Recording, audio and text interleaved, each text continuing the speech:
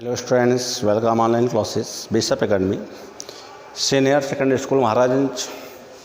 Today I will be discuss class 11th Physics Chapter 2, Unit and Measurement. Students, आज हम लोग unit and measurement से related exercise numerical solve करेंगे, जिसमें हमारा पहला एग्जाम्पल एक दिया हुआ है, to the moon by the two direction of the observation is 1 minute 54 seconds.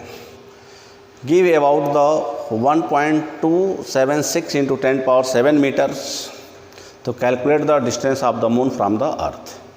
तो ये एनसीईआरटी का एक एग्जाम्पल्स है, जिसमें एक मून का पैरेलैक्स एंगल्स दिया हुआ है, थीटा की वैल्यू 1 डिग्री 44 मिनट। तो थीटा की वैल्यू दिया हुआ है 1 डिग्री 44 मिनट और डिस्टेंस उसका जो दिया हुआ है, डिस्टेंस इक्वल टू दिया हुआ है 1.276 इंटू 10 पावर 7 मीटर। तो अब ऐसे में बताना है कि द मून कि मून जो है वह अर्थ से कितनी दूरी पर है।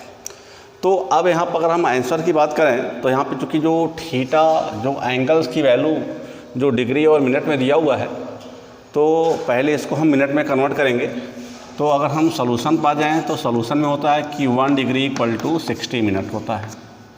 तो जाएगा theta equal to 1 into 60 plus 54 equal to 114 minute. यह अब इस मिनट को अगर हम सेकंड में चेंज करें तो हमको ये पता है कि 1 मिनट में 60 सेकंड होता है। तो अब यह सेकंड के लिए हमने डबल डैश यूज़ कर दिया, तो जब इसको हम मल्टीप्लाई करेंगे, अब यहाँ पर होता है कि 1 सेकंड की जो वैल्यू है वो रेडियन में होता है 4.85 इंटू 10⁻⁶ रेडियन। यह 1 सेकेंड की वैल्यू है। तो अब हम अगर थीटा की वैल्यू निकालें तो जाएगा theta equal to 114 into 60 into 4.85 into 10⁻⁶ radian. इतना रेडियन का एंगल मून से हो गया। अब चूँकि डायमीटर ऑफ अर्थ दिया हुआ है क्वेश्चन में, डायमीटर ऑफ अर्थ वो गिवन यहाँ पर हमने लिखा हुआ है 1.276 इंटू 10⁻⁷ मीटर, ये क्वेश्चन में दिया हुआ है। तो डिस्टेंस ऑफ मून आर इसमें हमारा क्या है, ये अननोन है, आर हमको इसमें फाइंड करना है। तो अब इसके लिए हम फार्मूला क्या करेंगे, क्योंकि थीटा इक्वल टू L/R का फार्मूला होता है। तो अब यहाँ लिखेंगे by parallax method, by parallax method theta equal to L/R। तो अब यहाँ से अगर हम R को सब्जेक्ट बनाएं तो R इक्वल हो जाएगा L/θ। अब क्वेश्चन में L की वैल्यू डिस्टेंस ऑफ अर्थ दिया हुआ है 1.276 इंटू 10⁻⁷ अपॉन थीटा की वैल्यू आ चुका है 114 इंटू 60 इंटू 4.85 इंटू 10⁻⁶ रेडियन। अब इसको अगर हम सॉल्व करें तो पहले हम 1.276 इंटू 10⁻⁷ और यहाँ पे -6 है, ऊपर जाएगा तो प्लस में कन्वर्ट हो जाएगा। तो नीचे बच गया हमारा 114 इंटू 60 इंटू 4.85। अब जब इसको जब हम लोग सॉल्व करेंगे तो ये हमारा आंसर आ जाएगा अप्रॉक्स 3.8 3.84 इंटू 10⁸ मीटर लिखें या 3.84 इंटू 10⁵ किलोमीटर। तो ये भी हमारा एक आंसर हो सकता है और ये भी हमारा एक आंसर हो सकता है। तो हम अगर मीटर में लिखेंगे तो ये आंसर होगा और किलोमीटर में लाएंगे तो ये आंसर हो जाएगा। तो हमारा पहला एग्जाम्पल था, ये एग्जाम्पल था लेसन 2 से रिलेटेड, पैरालैक्स से रिलेटेड क्वेश्चन था ये। सेकेंड हमारा क्वेश्चन है, ये भी एनसीईआरटी एग्जाम्पल सी है।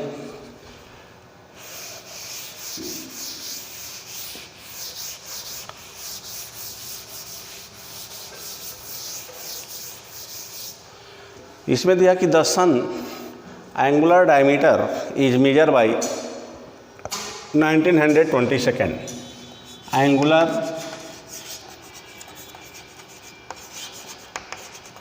Diameter and that means theta की वैल्यू दिया हुआ है 1920 सेकेंड के इक्वल है। The distance of the sun from the earth, distance दिया हुआ है 1.496 इंटू 10⁻11 मीटर। इसी डिस्टेंस को हम लोग 1 एस्ट्रोनॉमिकल यूनिट बोलते हैं। तरह कि what is the diameter of the sun. तो इसमें हमको निकालना है डायमीटर ऑफ सन, हमको इसमें फाइंड करना है। ओके, तो ये तो स्टेटमेंट हो गया। थीटा की वैल्यू सेकंड में ऑलरेडी दिया हुआ है। यहाँ पे चूँकि पहले क्वेश्चंस में थोड़ा सा वेरिएशन था, उसमें डिग्री और मिनट में था। यहाँ पर ऑलरेडी एंगल चूँकि हमारा थीटा में दिया हुआ है, तो सबसे पहले हम क्या निकालेंगे, इसमें थीटा को कन्वर्ट करेंगे किस में, रेडियन में। क्योंकि सेकंड दिया हुआ है और 1 सेकंड की जो वैल्यू है वह कितना है, वह 8.46 इंटू 10⁻6 के इक्वल है। तो यहाँ से अगर हम थीटा को अगर हम डायरेक्ट निकालें तो थीटा इक्वल टू 1920 सेकेंड दिया हुआ है। तो इसको अपान 60 इंटू 60, ये हमारा क्या हो गया, डिग्री हो गया। और इस डिग्री को रेडियन में लाने के लिए π/180। अब ये प्रोसेस बता रहे हैं कि अगर 1 सेकेंड का अगर डायरेक्ट रेडियन नहीं पता है तो उसको हम सेकेंड को पहले डिग्री में लाएंगे। तो पहले 60 से डिवाइड करेंगे तो मिनट में आएगा, फिर 60 डिवाइड करेंगे डिग्री में आ जाएगा। अब इतना डिग्री को रेडियन में लाने के लिए π/180 का इसमें मैंने मल्टीप्लाई कर दिया। ठीक है, थीटा की वैल्यू आ गया इसमें। अब इसमें आर की वैल्यू गिवन है, आर गिवन है और रियल इसमें फाइंड करना है। तो फिर यहाँ पर लिखेंगे बाई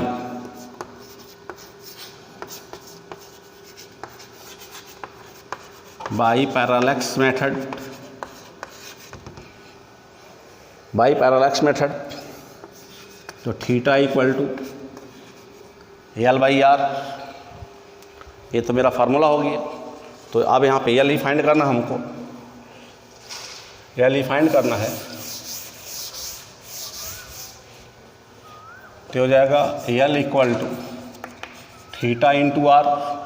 जब थीटा इंटू आर आ गया तो अब इसकी वैल्यू पुटअप करें तो थीटा की वैल्यू आ गया 1920 अपान 60 इंटू π/180, ये रेडियन हो गया।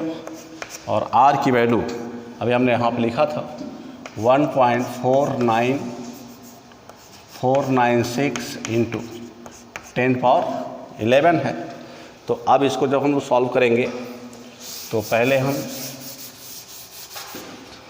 यहाँ पे क्या करते हैं, 1 0 से 0 कैंसिल कर लेते हैं। तो जाएगा 192 अपान 60 इंटू 6 इंटू, अब यहाँ पे मैं पाई की वैल्यू रख देता हूँ 22/7 इंटू 180 इंटू 1.496 इंटू 10⁻11।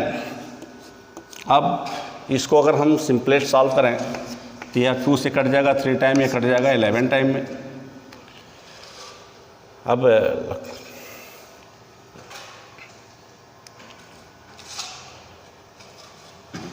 तो अभी हो जाएगा,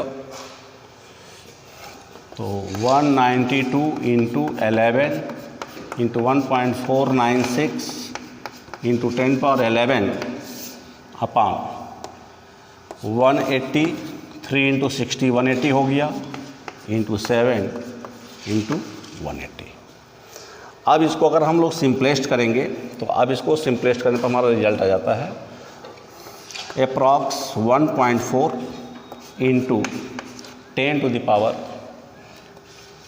9 मीटर, या इसको लिख सकते हैं 1.4 इंटू 10 पावर 6 किलोमीटर। तो ये भी आंसर सही है इन मीटर, और ये भी आंसर सही है किस में, इन किलोमीटर। तो ये पैरालेक्स से रिलेटेड दो हमारे एनसीईआरटी एग्जाम्पल्स दिए हुए थे। इससे रिलेटेड एक्सरसाइज में 2 या 3 क्वेश्चंस दिया हुआ है। तो इसके बेस पर यहाँ पर स्टूडेंट्स जो हैं try to the solve the given exercise questions. Thank you. बल्कि एक क्वेश्चन और आ गया इसमें, अब इसमें आ गया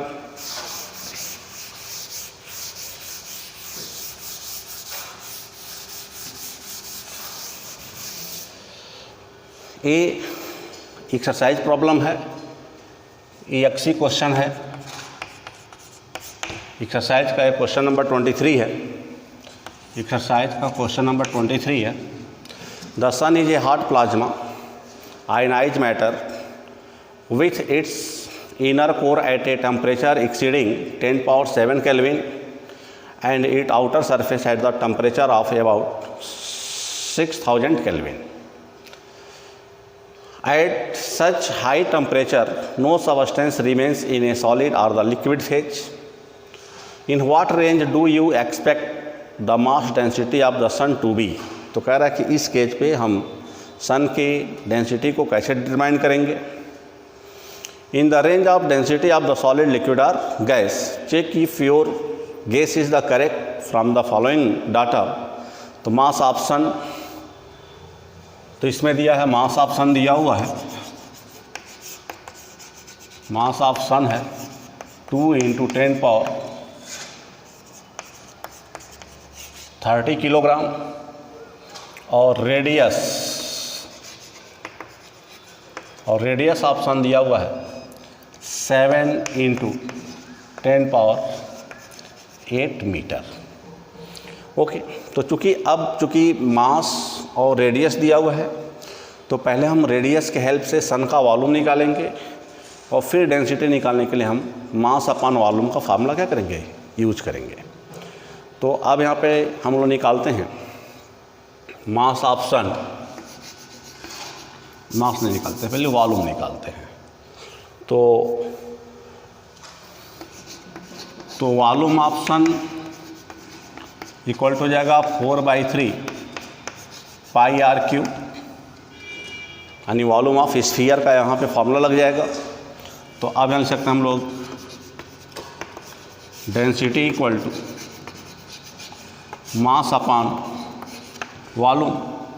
तो rho equal to mass given है 2 इंटू 10 पावर 30 किलोग्राम, वॉल्यूम 4/3 पाई की वैल्यू भी रख दे रहे हैं 22/7, और आर क्यूब तो हो जाएगा 7 इंटू 10 पावर 8 का क्यूब।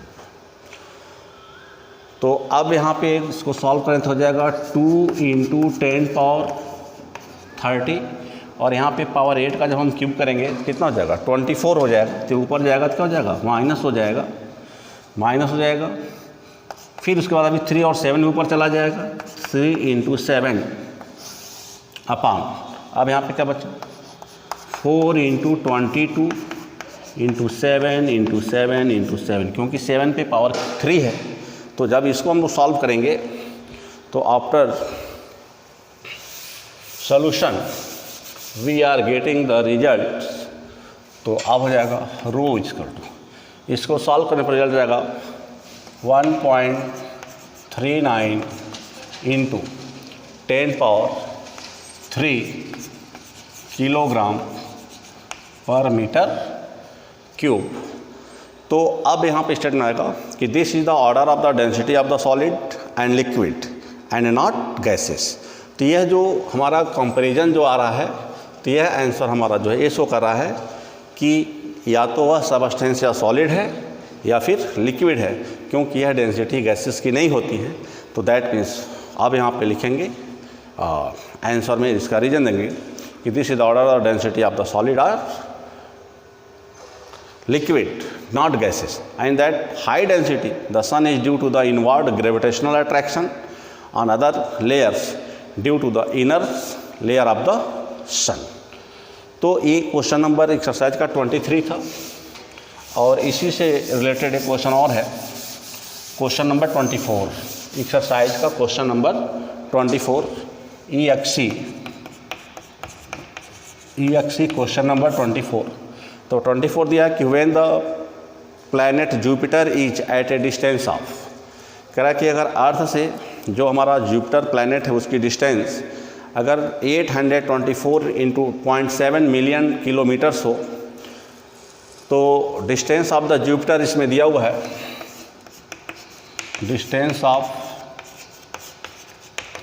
जुपिटर कितना दिया है 824.7 मिलियन किलोमीटर। तो मिलियन किलोमीटर को हम लोग डिनोट कर सकते हैं,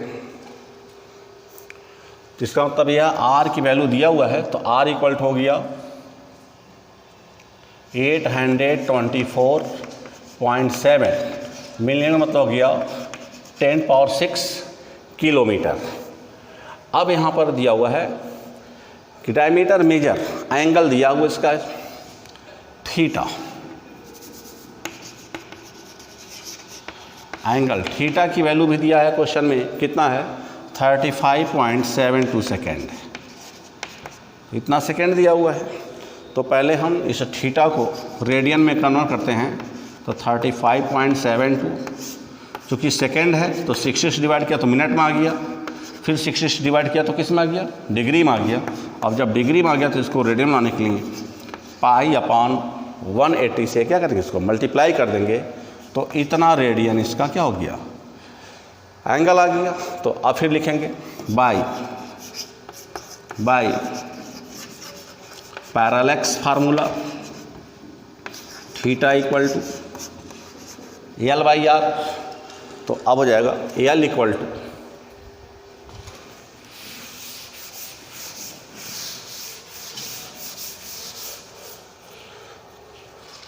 हो जाएगा L equal to theta into are.